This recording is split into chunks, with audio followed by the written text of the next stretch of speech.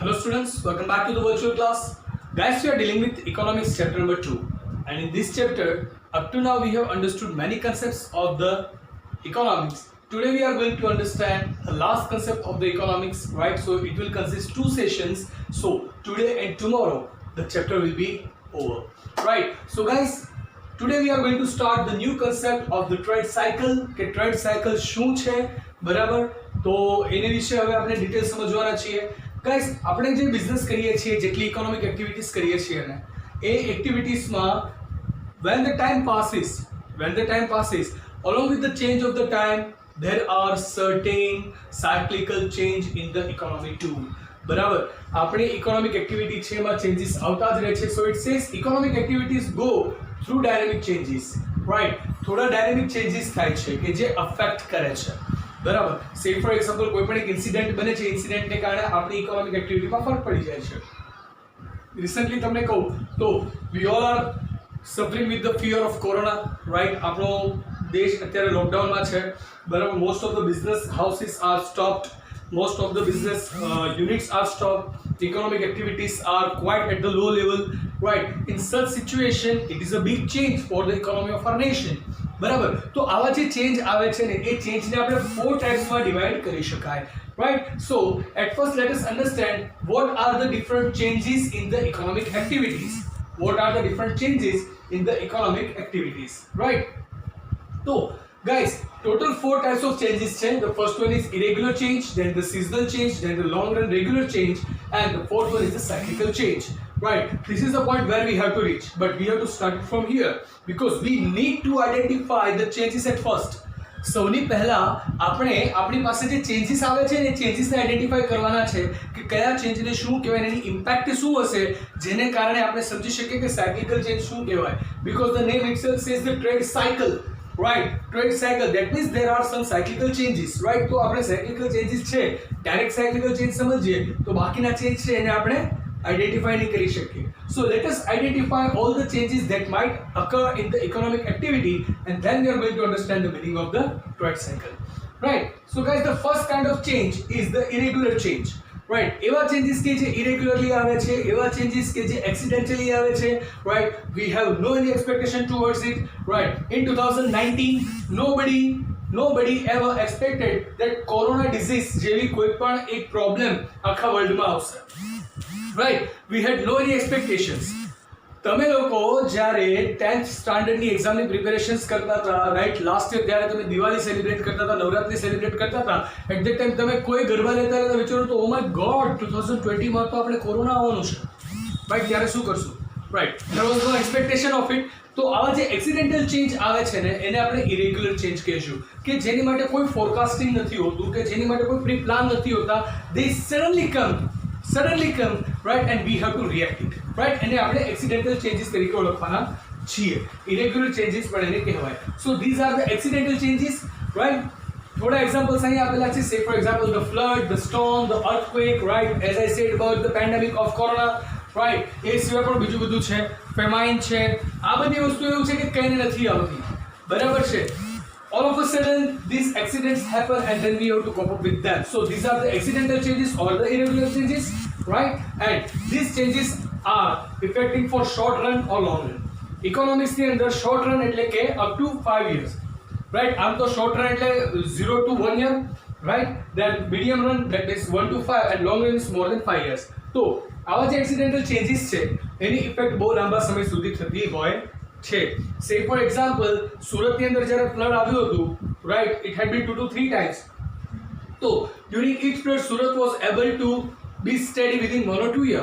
તો એની માટે ઇફેક્ટ શોર્ટ રન હતી. બટ 2000 આસપાસ જે અર્થક્વેક આવેલો 2002માં, રાઈટ? 26 જાન્યુઆરી, તો એ જે અર્થક્વેક છે એની ઇફેક્ટ ભુજ ઉપર બહુ લાંબા સમય સુધી રહી and it affected for 10 years to grow up. Say for example જાપાનની અંદર જે લાસ્ટ સુનામી હતી, it took 3 to 4 years to grow back, બરાબર? Up to that same extent. તો વસ્તુ એ છે કે આ જે ઇરેગ્યુલર ચેન્જીસ છે એની ઇફેક્ટ શોર્ટ રન કે લોંગ રન ઉપર હોઈ શકે, બરાબર? અને એની ઇફેક્ટ કોઈ સર્ટેન સેક્ટર ઉપર પણ થઈ શકે છે. સે ફોર એક્ઝામ્પલ અર્થક્વેક આવે છે, અર્થક્વેકમાં જમીન ફાટે છે, બરાબર? અને જમીન ફાટતાની સાથે થોડા ખેતર છે નાશ થઈ જાય, તો એ માણસની ઇકોનોમિક એક્ટિવિટી છે એ લોંગ રન માટે એગ્રીકલ્ચર સેક્ટર ઉપર જ ઇફેક્ટ કરશે. બરાબર. નાઉ these are the things કે જેને આપણે irregular changes તરીકે ઓળખવાના છીએ. બરાબર. તો what are the irregular change? again એક વખત જોઈ લઈએ. these are the changes what happens accidentally where there is no pre-plan, right? So these are the accidental changes: the flood, the storm, the earthquake, the pandemic. These are the things that can affect it, and it might affect for short term or long term. Now the second type of change, and that is the seasonal change, right? season change થાય એની સાથે economic એક્ટિવિટીમાં change આવે છે. સે for example કોઈ person છે seasonal shop ધરાવે છે, જેવી હોલીની સિઝન આવશે એટલે એ માણસ પિચકારીને કલર્સ વેચવા મળશે. બરાબર. હોલી પૂરી થાય અને જેવી દિવાળીની સિઝન નજીક આવશે ના એના પહેલા રક્ષાબંધન આવશે એટલે માણસ રાખડી વેચશે, દિવાળી આવશે એટલે ફટાકડા વેચશે, ઉત્તરાયણ આવશે એટલે પતંગ દોરા વેચશે. આ તો આપણે એક યુનિટની વાત કરી. બરાબર. કન્ટ્રીની અંદર વાત કરીએ તો જેવું સમર આવશે બરાબર એટલે એસી કુલર આ બધી વસ્તુનું સેલ્સ વધી જશે, સામે હીટર ને બધી વસ્તુનું સેલ્સ ઘટી જશે. બરાબર. જેવું ચોમાસું આવશે એટલે રેઇનકોટ અને અમ્બ્રેલાસ એનું આપણે માર્કેટ ખૂબ જ હાઈપ થઈ જાય, અને જેવું એ પૂરું થાય અને જેવું વિન્ટર આવશે એટલે વુલન ક્લોથ્સ, રાઈટ, પછી એની સાથે વોર્મ ક્લોથ્સ, બોડી વોર્મર્સ, અને એ જે વાત કરીએ તો રૂમ હીટર, વોટર હીટર, એ બધાની ડિમાન્ડ ખૂબ જ હાઈપ થવાની છે. તો સિઝનલ ચેન્જ થાય છે, આ રેગ્યુલર ચેન્જ છે. સિઝનલ ચેન્જીસ જે છે ને રેગ્યુલર ચેન્જ છે કે ચેન્જ થાય છે demand by season, right? Change in demand by season. જેમ સિઝન ચેન્જ થાય એ પર્ટિક્યુલર પ્રોડક્ટ્સની ડિમાન્ડમાં પણ ચેન્જ આવે કે જેને કારણે ઇકોનોમિક એક્ટિવિટી જે છે એના ઉપર ઇફેક્ટ આવે છે. બરાબર. So these are the seasonal changes. The third one is the long run regular changes, right? જેમ કે ટ્રેન્ડ ચેન્જ થાય છે. બરાબર. તો લોંગ રન માટે જે રેગ્યુલર ચેન્જ થાય એને આપણે અહીંયા ઓળખશું. બરાબર. ટ્રેન્ડ્સ. હવે ટ્રેન્ડ્સ એટલે trends means what? Trends means it can be about anything. It can be about fashion. Say for example, in 1960s, 70s and 80s, if you see the movies, right, the heroes and the heroines were used to wear the bell bottom pants, right? That means જે pant ની જે bottom હોય બેલ જેવી હોય આખી મોટી, જેને લોકો બૂટકટ તરીકે પણ ઓળખે છે, રાઈટ? તો ત્યારે ટ્રેન્ડ હતો. ધીરે ધીરે પછી નેરોની ફેશન આવી, પછી અગેન 2000s આસપાસ ફરીથી બેલ બોટમની ફેશન આવી હતી, રાઈટ? અત્યારે ફરી નેરો ચાલે છે. એટલે કે એક ચેન્જ આવે છે અને લોંગ રન માટે ચાલે છે, એને આપણે ટ્રેન્ડ કહીએ. બરાબર. એક ચેન્જ આવે છે અને લોંગ રન માટેની ઇફેક્ટ થાય ટ્રેન્ડ કહીએ, અને જ્યારે રેગ્યુલરલી આવું થતું હોય ત્યારે આપણે એને લોંગ રન રેગ્યુલર ચેન્જીસ તરીકે ઓળખવાના છીએ, right? So guys, this are the three types of the change કે જે પહેલા આપણે સમજવાના હતા: irregular changes, seasonal changes, and the long run regular changes. Now we are going to understand the cyclical changes, the changes which are happening in a cycle. એક cycle ચાલે છે, બરાબર, કે 1 2 3 4 1 2 3 4 like this step by step cycle આવે છે અને સાયકલમાં changes થયા જ કરે છે, એને આપણે સાયક્લિકલ ચેન્જીસ કહીએ છીએ. બરાબર. સે ફોર એક્ઝામ્પલ, જો હું નોર્મલ ટર્મ્સમાં સાયક્લિકલ ચેન્જીસ સમજાવવા માંગુ, બરાબર, તો આપણું જે સિઝન સાયકલ છે, બરાબર, એક સાયક્લિકલ ચેન્જ છે કે સૌથી પહેલા શું આવશે? વિન્ટર આવશે, વિન્ટર પછી સમર, સમર પછી મોન્સૂન, મોન્સૂન પછી પાછા ફરતા મોસમી પવનો, રાઈટ? અને એના પછી ફરીથી પાછું વિન્ટર. તો એક સાયકલ ચાલે છે, winter, winter, summer, monsoon, winter, summer, monsoon, એક સર્કલ ચાલે છે આખું. બરાબર. Same way it is working that cyclical changes આવશે. હવે એ જ્યારે સાયક્લિકલ ચેન્જીસ ટ્રેડ ઉપર ઇફેક્ટ કરે, એટલે કે ટ્રેડની અંદર જે સાયક્લિકલ ચેન્જ આવે એને આપણે ટ્રેડ સાયકલ કહેવાના છીએ, રાઈટ? બિઝનેસ છે ગાઈસ, તો બિઝનેસમાં ઇકોનોમિક એક્ટિવિટીઝની અંદર bad time occurs and the good time also occurs, right? ક્યારેક એવું થાય કે બિઝનેસ હાઈપ ઉપર હોય, ધીરે ધીરે ધીરે ધીરે ડાઉન થાય, ડાઉન થાય પછી પાછું ધીરે ધીરે ધીરે રિકવર થઈને હાઈપ ઉપર આવે, અને એ સાયકલ ચાલ્યા જ કરે છે. No any business can say that they are study. No one is study. બરાબર. દરેક બિઝનેસમાં આ સર્કલ ચાલતું જ હોય છે, બરાબર, કે જે આપણી મેઇન ટ્રેડ સાયકલ છે, કે જેના કેરેક્ટરિસ્ટિક્સ અને ટ્રેડ સાયકલના જે ફેઝિસ છે આપણે કાલે સમજવાના છીએ. આજે આપણે માત્ર એનો મિનિંગ સમજવાનો છે, રાઈટ? તો ટ્રેડ સાયકલ એટલે શું, એની ડેફિનેશન જોઈ લઈએ. તો definition is given by two different authors. The first one is Haberler and the third one is Hartree.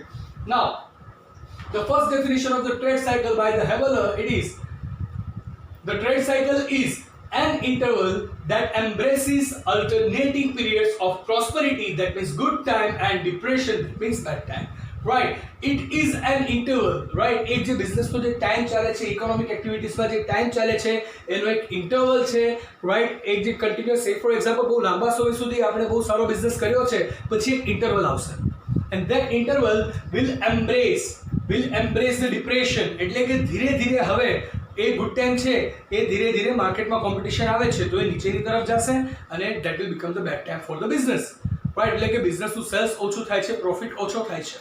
The business owner, the person who is doing that economic activity, right, will be quite depressed and stressed about that thing, that my business is so down, what would I do now, right? And then that person will come up with a new idea, with the new schemes, with the new product, and that depressed business is starting to get booming again, and further it will come to the prosperity, and it will come into the good time, right? So it is the interval. એક જે proper વેમાં તમારો business ચાલે, જો ખરાબ સમય ચાલે છે તો સારો સમય પણ આવવાનો છે, અને સારો સમય ચાલે છે તો ખરાબ સમય પણ આવવાનો છે, બરાબર. તો સારા સમયમાંથી ખરાબ સમય તરફ આવવું અને ખરાબ તરફથી સારા સમય તરફ જવાના જે ઇન્ટરવલ્સ હોય છે ને, એ ઇન્ટરવલ્સને આપણે ટ્રેડ સાયકલ તરીકે ઓળખવાની છે. This is the definition given by the Haberler, right? Haberler has given this definition. Now coming to the second definition, trade cycles are continuous phases of good and bad changes occurring in the economy. Continuous જે change આવે છે, good change પણ આવે છે અને bed change પણ આવે છે, બરાબર.